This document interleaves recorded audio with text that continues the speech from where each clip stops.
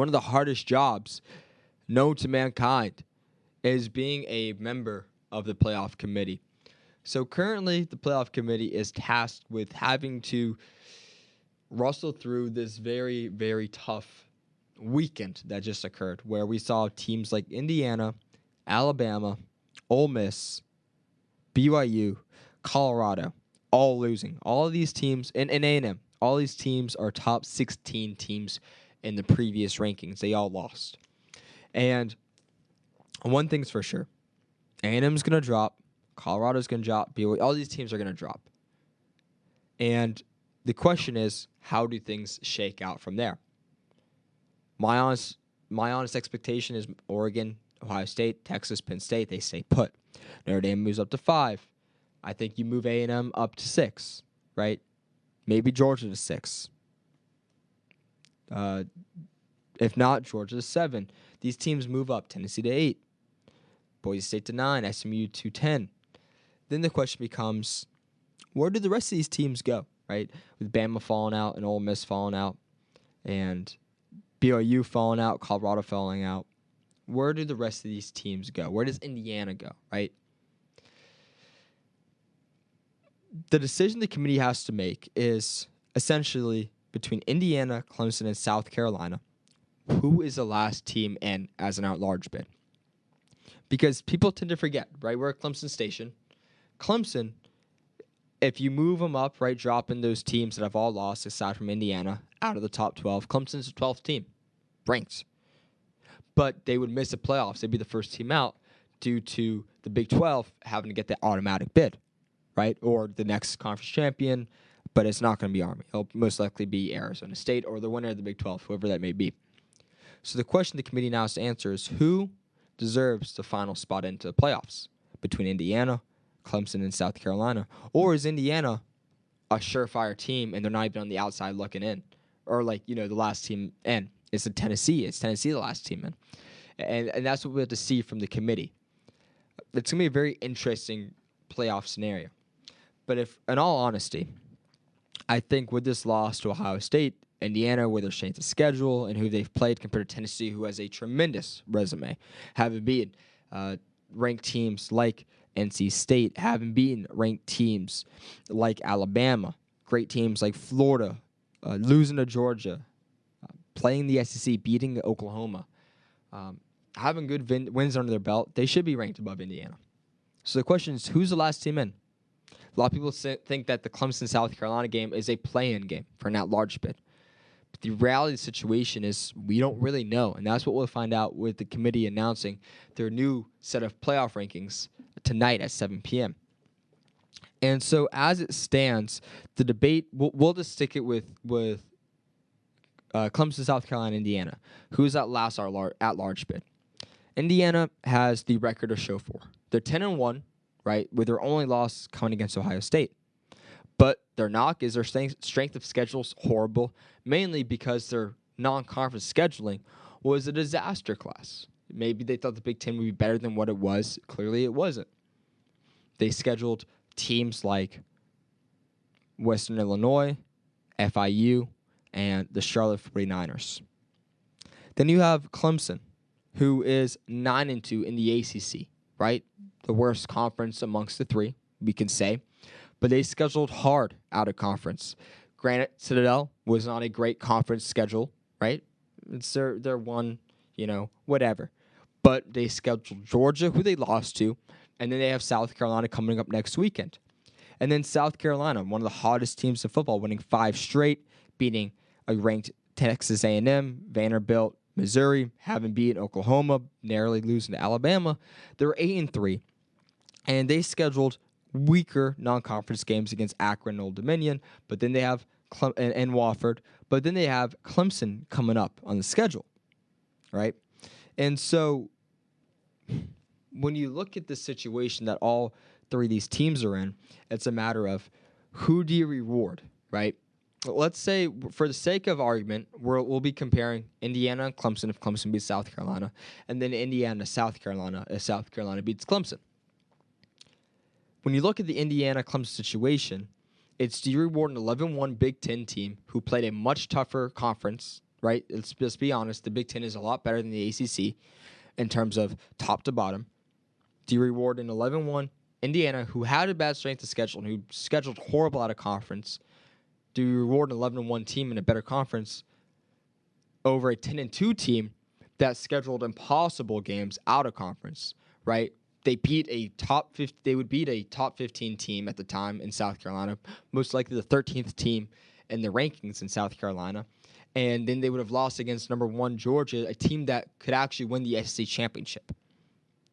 Do you reward the 10-2 team, or do you reward the team that scheduled horrible out of conference but ran the table in their conference aside from Ohio State? And so the precedent that would set is, well, gosh, I think you have to let Clemson in, because what does the committee want the most? What does football want the most? What generates the most revenue at the end of the day? These big, powerful non-conference games. What made the realignment in the SEC and the Big Ten so appealing? You would see these powerhouse matchups. You would see a Southern California playing against Michigan. You would see Texas playing against Georgia. And if you set the precedent that non-conference games do not matter who you schedule, then every team will just schedule soft. And that's what you don't want. You go back to having bad matchups. It would just even itself out, right? What did the committee, what did football want? They wanted big-time matchups all the time, because you would have, not only would you have Georgia playing against Texas, but you would have Georgia playing against Clemson. So their non-conference and their conference games are all impeccable. But if you set the precedent that, well, if you just don't schedule hard non-conference games and you run the SEC or you run your conference, you get in, then it goes back to the normal of, well, instead of, like last year, we'll say, teams had softer conference schedules, but tougher non-conference schedules. The next year, it'd be tougher conference schedules and softer non-conference schedules. What does football want? They want great matchups, both non-conference and conference. So I think you have to put Clemson in, because they would have a much tougher non-conference scheduling and a tougher strength of schedule than Indiana. You have to reward Clemson for a win over South Carolina, being 10-2, where they win over a top 15 matchup, and one of their only losses being against the number 1 team in the country. You got to reward them over Indiana, because it would set a bad example of how you schedule matchups outside of your conference.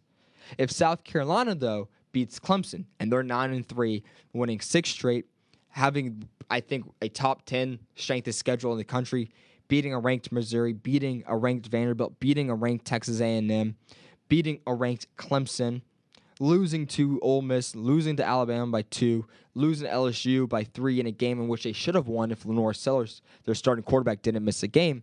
They're 9-3, Indiana's 11-1. Do you reward South Carolina? The answer is no, you can't do that. You can't do it, because the buffer of rewarding can only be so much. It can only be a game reward.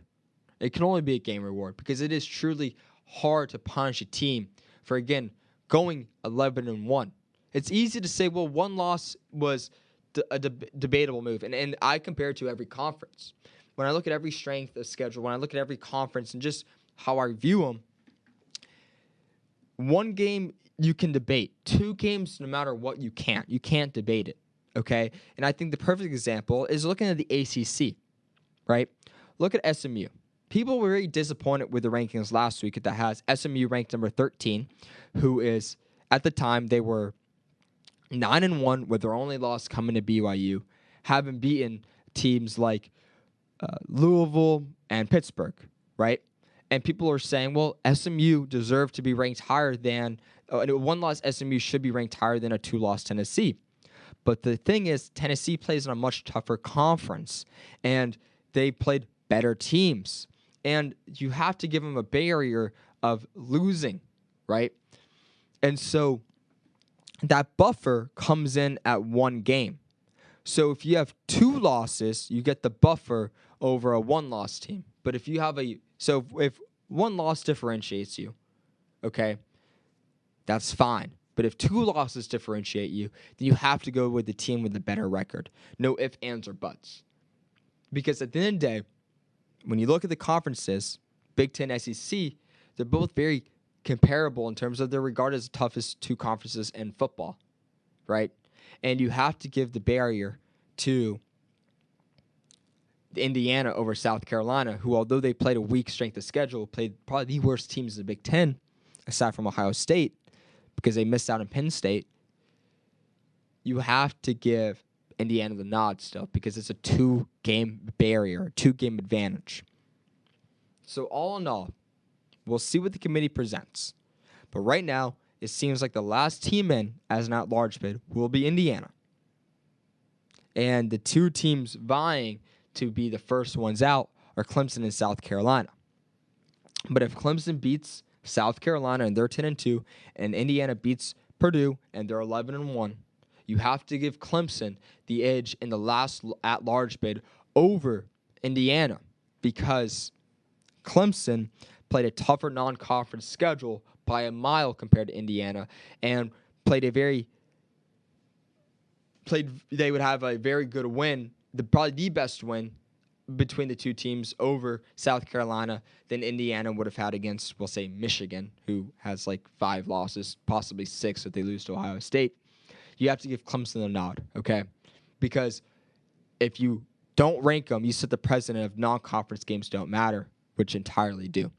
And if South Carolina beats Clemson and Indiana beats Purdue, you still have to give Indiana the last spot in over South Carolina, because one loss you can make an argument for, right? In terms of one loss separating the 2, right? Or one win separating the 2. Just like you can make the argument that a 9-2 Tennessee is better than a 10-1 SMU, because they are. They play tougher teams, and they're in a tougher conference, right? You can make that argument. But South Carolina being the tougher conference, the SEC, you can't make an argument that a 8-3, a 9-3, a team with 2 games worse than Indiana deserves to be over them. So, all in all, if Clemson beats South Carolina and Indiana beats Purdue, a 10-2 Clemson deserves it over an 11-1 Indiana. If South Carolina beats Clemson, they go 9-3, and Indiana beats Purdue and they go 11-1. Indiana deserves a spot in over South Carolina. So we'll see what happens. Going to be a very interesting night for the committee. Very interesting time. We shall see. And the last thing I want to point out when it comes to the playoffs and the CFP rankings, there's one more point I want to make about this, and that is going to be, gosh, I'm losing my train of thought now. It's a good point, I promise. Tennessee, Boise, SMU. So I'm just ripping through names right now, trying to refresh my memory of what I was originally thinking.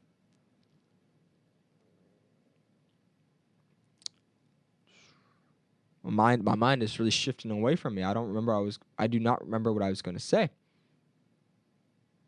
Oh yeah, last point I want to make about the playoffs is that when the final rankings come out next weekend, right, and before the conference championships come out, any team that is in as an at-large bid, or any team that's in the top 12, right, any team that's in the top 12 that goes to the conference championship, if they lose their conference championship game, should not be kicked out of the playoffs, because that would, again, set a horrible precedent.